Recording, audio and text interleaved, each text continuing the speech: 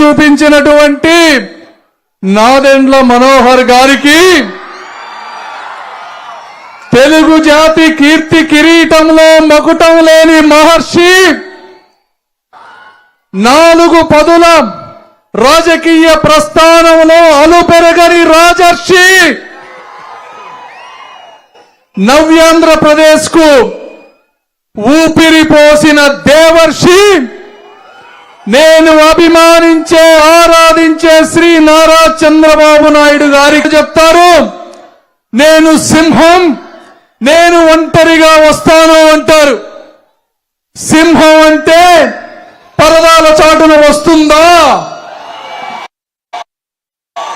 సింహం అంటే పోలీసుల అండతో వస్తుందా?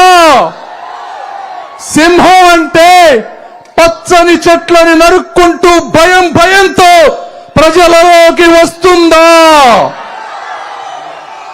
సింహం అంటే ఇలా వస్తుంది బ్రదర్.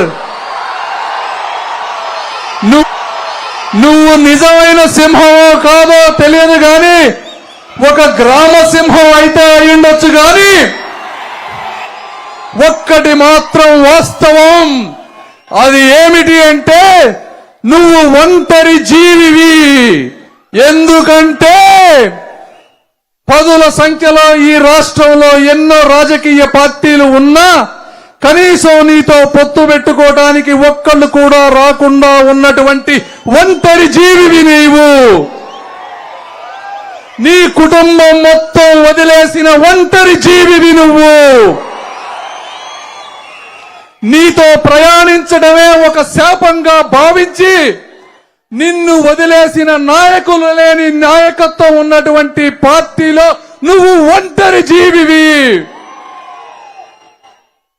నీ జ్ఞాపకాలు ఎప్పుడెప్పుడు మర్చిపోదామా అని లోకమంతా నిన్ను వదులుకోవాలని చూస్తున్నటువంటి ఒంటరి జీవివి నువ్వు. నీకు తోడుగా మనుషులని వదిలి డబ్బునే నమ్ముకున్న ఒంటరి జీవువు నువ్వు. ఆఖరిగా నీ అంతరాత్మను సైతం వంచిన ఒంటరి జీవివి నువ్వు జగన్మోహన్ రెడ్డి గారు.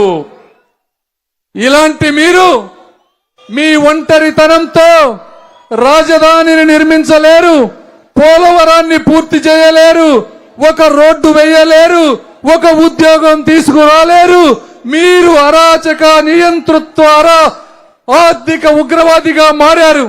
మీలాంటి వ్యక్తులని రాజకీయ ముఖ చిత్రం నుంచి శాశ్వతంగా సమాధి చెయ్యాలని తెలుగుదేశం పార్టీ పార్లమెంటుకు తెలుగుదేశం పార్టీకి ఓటు వేయాలని, అదేవిధంగా ఈరోజు పవన్ కళ్యాణ్ గారు దశాబ్దాలుగా జరుగుతున్నటువంటి వర్గ వైషమ్యాలని కలిపి అన్నదమ్ములుగా మార్చి సమాజాన్ని ముందుకు తీసుకువెళ్లాలనుకున్నటువంటి గొప్ప సందేశాన్ని మనం తూచా తప్పకుండా పాటిస్తూ అందరం కలిసికట్టుగా జనసేన టీడీపీ అభ్యర్థులను గెలిపించాలని కోరుకుంటూ ఈ అశేష ప్రజానీకానికి హృదయపూర్వక కృతజ్ఞతలు తెలుపుకుంటూ సెలవు తీసుకుంటున్నాను.